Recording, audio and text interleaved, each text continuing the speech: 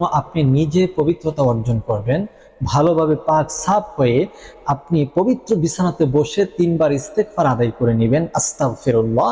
তারপর 3 বার দুরূদ শরীফ পাঠ করে নেবেন, সাল্লাল্লাহু আলাইহি ওয়াসাল্লাম। এরপর এই ছোট আঙ্গুলিটিকে আপনার সামনে এভাবে পেশ করে আপনি সূরাতুল ইখলাস, কুল হুয়াল্লাহু সূরা পড়বেন। আউযু বিল্লাহি মিনাশ শাইতানির রাজীম, বিসমিল্লাহির রহমানির রহিম, কুল হুয়াল্লাহু আহাদ, আল্লাহুস সামাদ, লাম ইয়ালিদ ওয়া লাম ইউলাদ ওয়া লাম ইয়াকুল লাহু কুফুয়ান আহাদ।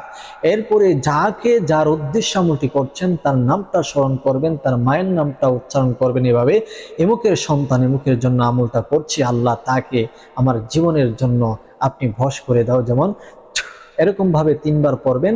এই নিয়তে 3টি ফু দিবেন। এরপর 3 বার দুরূদ শরীফ পড়বেন। ইনশাআল্লাহ লাগাতার 7 দিন আমলটি করেন, 7 দিনের ভিতরে কাঙ্ক্ষিত মানুষটি আপনার বশ হয়ে যাবে, আপনার বাধ্য হয়ে যাবে। আপনি যা বলেন তাই সে মানতে বাধ্য হবে। অবশ্যই